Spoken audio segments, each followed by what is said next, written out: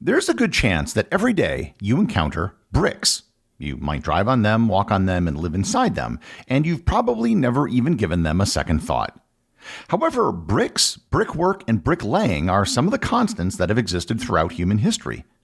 We used bricks for construction thousands of years ago, and we still use them today.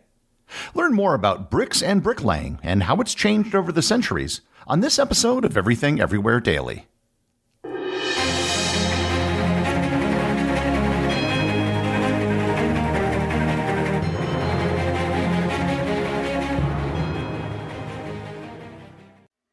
If you're a fan of workplace comedies such as The Office or Parks and Recreation or satire like The Onion, then I have a podcast that I think you'll like, Mega. Mega is an improvised comedy podcast conducted by the staff of a fictional megachurch. Each week, hosts Holly Laurent and Greg Hess are joined by a guest to portray characters inside the colorful world of the Twin Hills Community Church, which they describe as a megachurch with a tiny family feel. The result is a sharp-witted and hilarious look into the world of commercialized religion, and the podcast has acquired devoted fans from all walks of life, regardless of religious affiliation. So, if you want a good laugh, I suggest you go and check out Mega.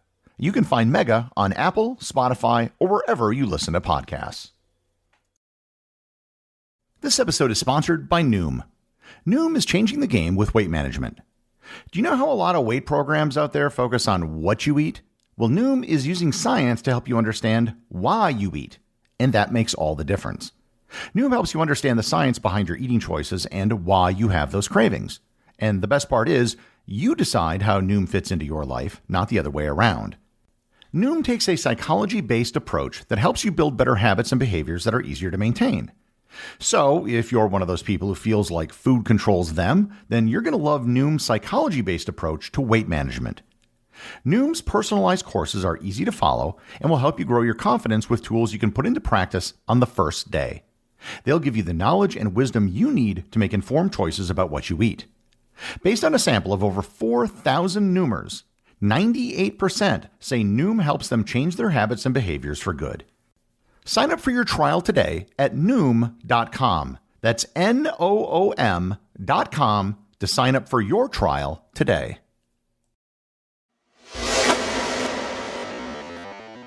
If you had to pick a subject for an episode of this podcast about everyday objects that you think would be incredibly boring, it's quite possible that some of you might have selected bricks.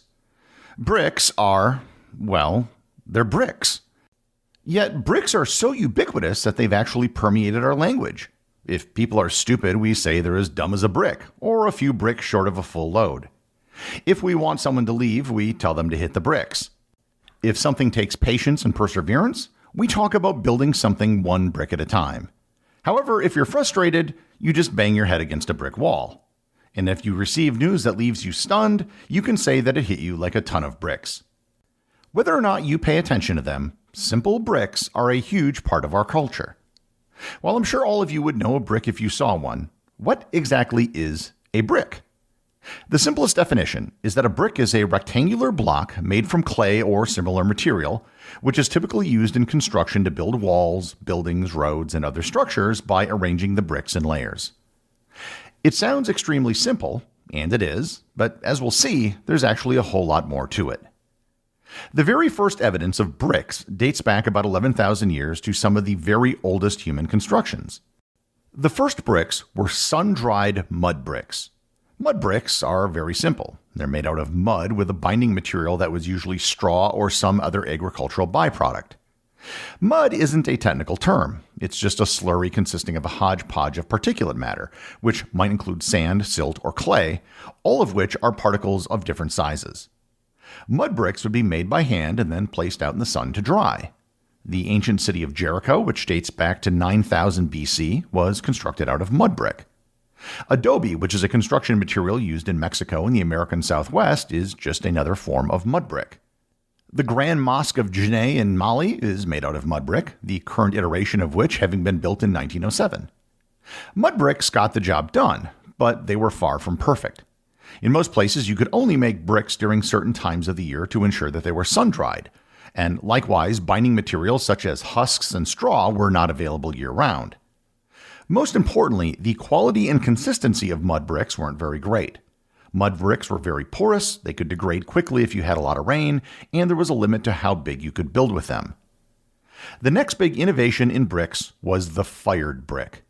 A fired brick differs from a mud brick in that it doesn't require any sort of organic binding component like straw, and the final product is heated in a kiln, not dried by the sun.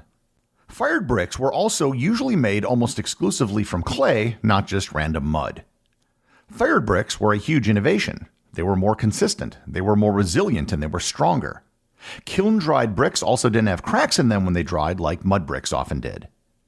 The first evidence of fired bricks appeared in China around 4500 BC, where fired bricks were used as flooring and later to pave roads.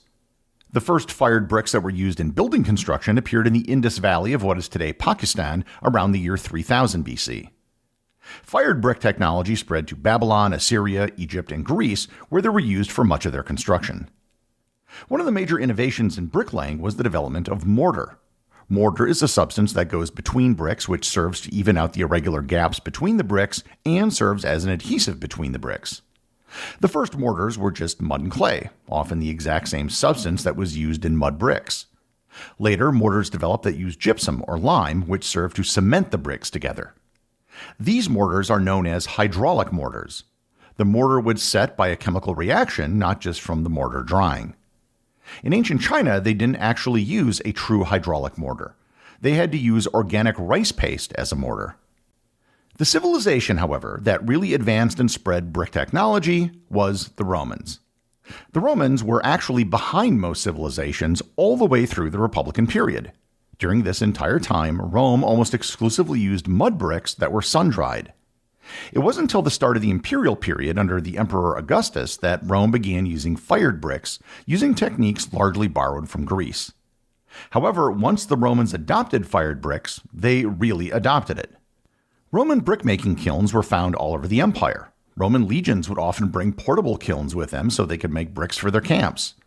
One of the things that piqued my interest in bricks, and one of the reasons I'm doing this episode, was when I noticed how different Roman bricks were whenever I visited Roman ruins around the Mediterranean.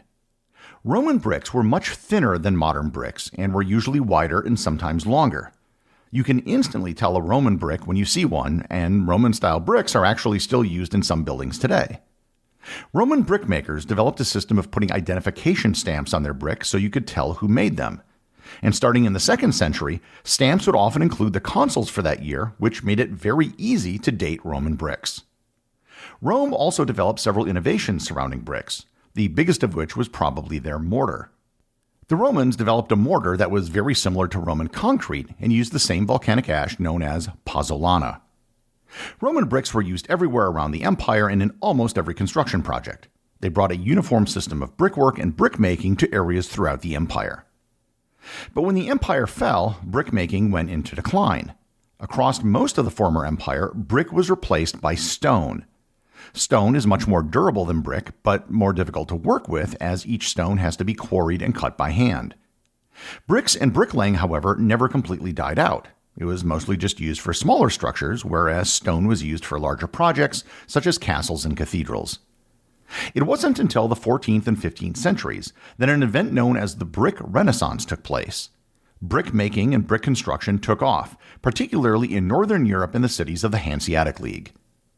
Brick allowed for buildings to be built quickly and more cheaply than with stone, which met the demands of the growing merchant class in Europe. Throughout the Renaissance, brick was the primary material for construction, and many buildings from that period still exist today, all throughout Europe. The Industrial Revolution saw another significant change in brick technology. The rise of large factory buildings and warehouses saw an enormous demand for bricks and brick construction. The demand was met by the mechanization of brickmaking. Brickmaking had been done by hand ever since bricks were invented. Clay would have to be packed into a mold, put into a kiln, removed, and stacked all by hand. In the early 19th century, many steps in the brickmaking process were automated. And in 1845, an inventor named Henry Clayton began selling the first automated brick-making machine. The machine revolutionized brickmaking, allowing for just a few men to make as many as 25,000 bricks per day. As automation decreased the cost of bricks, you saw bricks being used in ways that hadn't been used before, primarily on roads. Traditionally, paved roads would use stones, But with bricks being so cheap, it was possible to line entire streets with bricks to provide a smoother ride for carriages and carts. And perhaps more importantly, brick roads didn't turn into a pool of mud every time it rained. Over in the United States, the country was growing rapidly, in particular its largest city, New York. To meet the demand for bricks in New York, the area around the Hudson River, just upstream from New York City, became the largest brick-producing region in the world. There were over 130 brickyards that were collectively producing over 1 billion bricks a year by the end of the 19th century. Throughout the 19th century, bricks weren't just dominant, they were almost universal for building in cities. Wood construction wasn't viable due to the fire risks. However, there was a limit to what brick construction could do. In 1891, the 16-story Monadnock building was built in Chicago. It was, and remains, the tallest load-bearing brick building ever constructed at 215 feet or 66 meters. Just to build something of this height took specially designed extra thick walls. If brick buildings were to go any higher, the walls would have to keep getting thicker, and the amount of brick used would have to increase accordingly. The problem of height was eventually solved by using steel frameworks in buildings called skyscrapers. Many of the early skyscrapers actually used bricks on the exterior of the building, but it was only for ornament. The bricks were not bearing any of the load. The Chrysler Building in New York City is the tallest brick building in the world with a steel framework, at a height of 1,046 feet or 319 meters. At the start of the 20th century, a new innovation in bricks appeared: the concrete masonry unit, aka the cinder block or the breeze block. The cinder block was basically a large hollow brick that was made out of concrete. The blocks are laid down in the same manner as brick and mortar. However, their hollow interior allowed for the insides to be later filled with cement to create a solid wall or with insulation. While the manufacture of bricks and concrete blocks has mostly been automated, the laying of bricks and blocks is still largely done by hand. Medieval and Renaissance bricklayers were often part of guilds, either of bricklayers or under the larger umbrella of masons. Today, becoming a bricklayer usually requires some classroom instruction at a trade school and then several years of apprenticeship under a master. If you think that bricklaying is just stacking bricks on top of each other, think again. How a brick is laid is extremely important. There are a number of different types of bricks. Each brick can be orientated in a different way. Perhaps most important is determining the overall layout of all the layers of bricks. This is known as a bond. If you've ever looked at a brick wall, you'll notice that the bricks are staggered. That is the bond, and there are many different types of bonds. There's the English bond, the Dutch bond, the Flemish bond, the Scottish bond, the Sussex bond, and many others. And those are just for load-bearing walls. For decorative walls, there are many more ways you can lay brick, including herringbone, basket weave, and pinwheel bonds. As of 2020, there were an estimated 1.9 trillion units of bricks and concrete blocks produced every year around the world. There are avid brick collectors who collect bricks based on the stamp where they were manufactured, and there's an International Brick Collector Association. There are also bricklaying competitions, the largest of which is the annual Spec Mix Bricklayer 500, which is held annually in Las Vegas, Nevada. Contestants are judged both on speed and skill.